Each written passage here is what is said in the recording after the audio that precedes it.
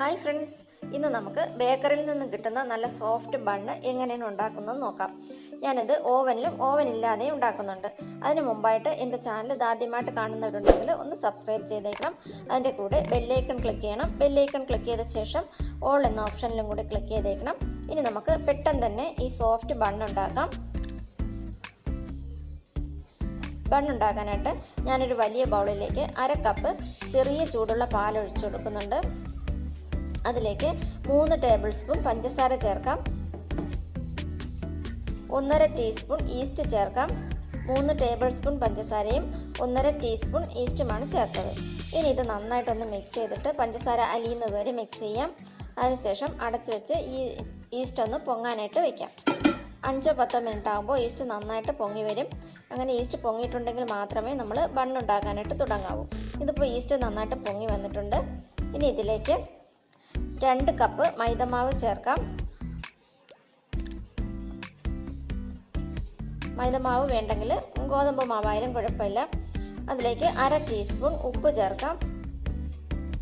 ഇനി ഇത് നന്നായിട്ടൊന്ന് മിക്സ് ചെയ്യാം. സ്പൂണോ ഫോർ വെച്ചിട്ട് ഒന്ന് നന്നായിട്ട് മിക്സ് ചെയ്ത് കൊടുക്കാം. അതിനുശേഷം 1/4 കപ്പ് പാല് കുറേശ്ശായിട്ട് ഒഴിച്ചിട്ട് നന്നായിട്ട് കുഴച്ചെടുക്കാം. ഇനി കൈ വെച്ചിട്ട് നന്നായിട്ട് ചപ്പാത്തിക്കൊക്കെ കുഴയ്ക്കുന്ന പോലെ കുഴച്ചെടുക്കണം. പാല് കുറേശ്ശായിട്ട് ഒഴിച്ചിട്ട് വേണം കുഴച്ചെടുക്കാൻ.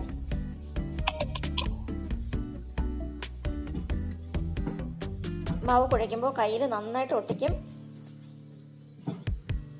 ഇപ്പോൾ മാവ് നന്നായിട്ട് ഒട്ടിപ്പിടിക്കുന്നുണ്ട്. ഇനി കൈയൊന്ന് കഴുകിയ ശേഷം അതിലേക്ക് 1 ടേബിൾ സ്പൂൺ ബട്ടറും കൂടെ ചേർത്തിട്ട് നന്നായിട്ട് കുഴച്ചെടുക്കാം. ബട്ടറിന് പകരം നെയ്യോ അല്ലെങ്കിൽ സൺഫ്ലവർ ഓയിലോ ആയാലും കുഴപ്പമില്ല. ബട്ടർ ചേർത്ത് നന്നായിട്ട് കുഴച്ചെടുക്കാം. ഇനി ഈ പാത്രത്തിൽ നിന്ന് മാറ്റിയിട്ട് കൗണ്ടർ ടോപ്പിലോ അല്ലെങ്കിൽ ഞാനിപ്പോൾ ചോപ്പിംഗ് ബോർഡാണ് എടുത്തിട്ടുള്ളത്, അതിലേക്ക് വെച്ചിട്ടാണ് കുഴച്ചെടുക്കേണ്ടത്. നന്നായിട്ട് നല്ലപോലെ മാവ് ഇടിച്ച് തന്നെ കുഴച്ചെടുക്കണം. ഒരു 10 മിനിറ്റെങ്കിലും, കുറഞ്ഞതൊരു 10 മിനിറ്റെങ്കിലും ഈ മാവ് നന്നായിട്ട് കുഴച്ചെടുക്കണം. നല്ലപോലെ ഇടിച്ച് കുഴച്ചെടുക്കണം. അങ്ങനെയാണെങ്കിൽ നല്ല ബണ്ണ് നല്ല സോഫ്റ്റായിട്ട് കിട്ടുള്ളൂ. കൈയൊക്കെ നന്നായിട്ടൊന്ന് വേദനിക്കും, എന്നാലും മാവ് നന്നായിട്ട് കുഴച്ചെടുക്കണം. ഞാനിപ്പോൾ ഇത് 10 മിനിറ്റ് കുഴച്ചെടുത്ത മാവാണ്. മാവ് ഇപ്പോൾ നന്നായിട്ട് സോഫ്റ്റ് ആയിട്ടുണ്ട്. ഇനി ഇത് നമ്മൾ മാവ് കുഴച്ച പാത്രത്തിലേക്ക് കുറച്ച് ഓയിൽ പുരട്ടി കൊടുക്കാം.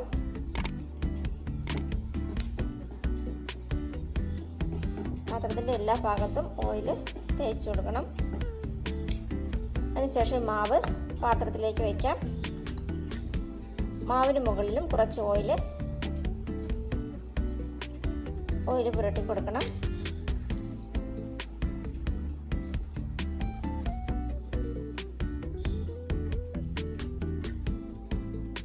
അതിനുശേഷം ഇത് അടച്ച് മാവ് പൊങ്ങാനായിട്ട് വയ്ക്കാം. 1-2 മണിക്കൂർ മാവ് നന്നായിട്ട് പൊങ്ങാനായിട്ട് വയ്ക്കാം. ഞാനിപ്പോൾ 1 മണിക്കൂർ കഴിഞ്ഞപ്പോൾ മാവ് നന്നായിട്ട് ഡബിൾ സൈസായിട്ട് വന്നിട്ടുണ്ട്. നന്നായിട്ട് പൊങ്ങിയിട്ടുണ്ട്.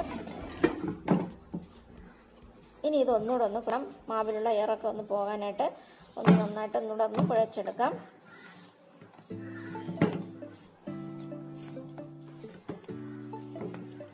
ഇനിയും ഇത് ഞാൻ ഈ ബോർഡിലേക്ക് വെച്ചിട്ടാണ് കുഴച്ചെടുക്കുന്നത്. ഇപ്പോൾ മാവ് ഒട്ടും തന്നെ കയ്യിൽ ഒട്ടിപ്പിടിക്കുന്നില്ല. ഇനി അഥവാ ഒട്ടിപ്പിടിക്കുകയാണെങ്കിൽ കുറച്ച് ഓയിൽ കയ്യിൽ പുരട്ടിയിട്ട് കുഴച്ചാൽ മതി. രണ്ടാമത്തെ പ്രാവശ്യവും ഇതുപോലെ നന്നായിട്ട് തന്നെ മാവ് കുഴച്ചെടുക്കണം.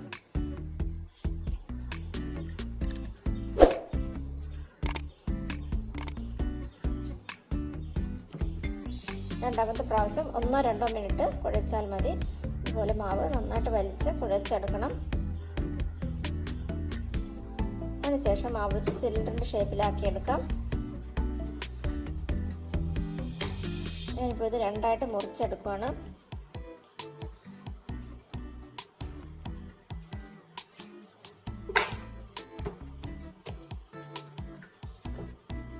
ഒരു ഭാഗം വീണ്ടും സിലിണ്ടർ ഷേപ്പിൽ ആക്കിയെടുക്കാം.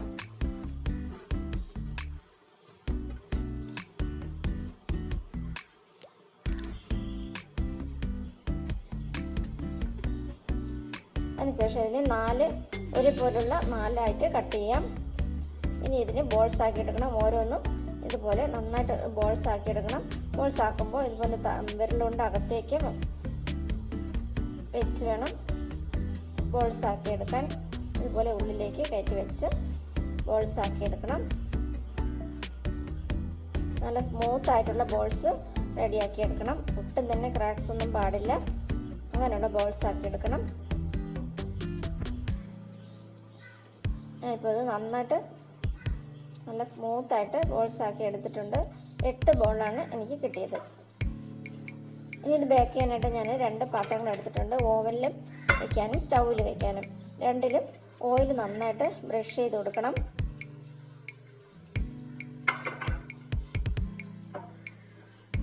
ഇത് ഓവനിൽ വയ്ക്കാനാണ്. നന്നായിട്ട് ബ്രഷ് ചെയ്ത് കൊടുക്കാം. അതിൽ ഓരോന്നിലും 4 എണ്ണം വീതം വെച്ച് കൊടുക്കാം.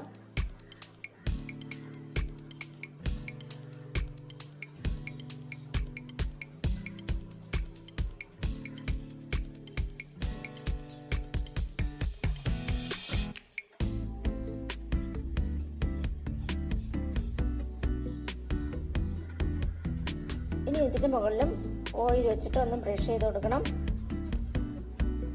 നമ്മൾ സ്റ്റൗവിൽ വയ്ക്കുന്ന ഇഡലി പാത്രത്തിൽ വെച്ചാലും മതിയാവും. ഇഡലി പാത്രത്തിൽ അല്പം ഉപ്പോ എന്തെങ്കിലും ഇട്ടിട്ട് ഒരു സ്റ്റാൻഡ് വെച്ചിട്ട് അതിന് മുകളിലായിട്ട് ഇഡലി തട്ടിൽ ഇതുപോലെ ഓയിൽ പുരട്ടിയിട്ട് ഈ ബോൾ വെച്ച് ബേക്ക് ചെയ്തെടുത്താലും നല്ല ബണ്ണ് പെട്ടെന്ന് തന്നെ ഒരു 20-25 മിനിറ്റ് കൊണ്ട് തന്നെ ബണ്ണ് റെഡിയായി കിട്ടും.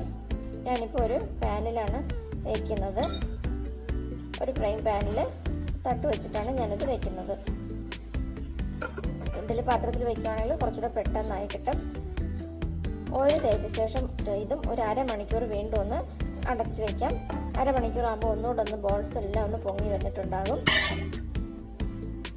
ഞാനിപ്പോൾ സ്റ്റൗവിലേക്ക് വെക്കാനായിട്ട് തട്ട് വെച്ചിട്ട് അതിലേക്ക് വെച്ച് കൊടുക്കാം.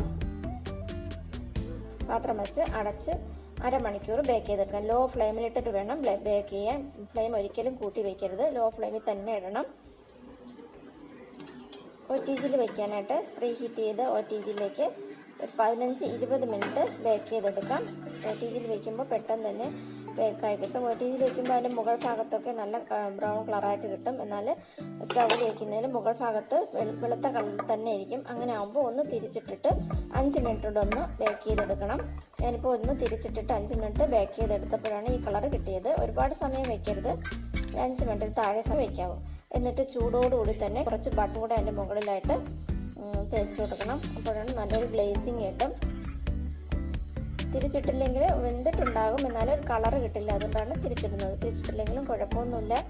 നല്ല സോഫ്റ്റ് ആയിട്ടുള്ള ബണ്ണ് തന്നെ നമുക്ക് കിട്ടും. ഇപ്പോൾ സോഫ്റ്റ് ആയിട്ടുള്ളത് അതുപോലെ ഓവനിൽ വെച്ചതും നന്നായിട്ട് തന്നെ കിട്ടിയിട്ടുണ്ട്. നല്ല സോഫ്റ്റ് ആയിട്ടുള്ള നല്ല ടേസ്റ്റി ആയിട്ടുള്ള ബണ്ണാണിത്.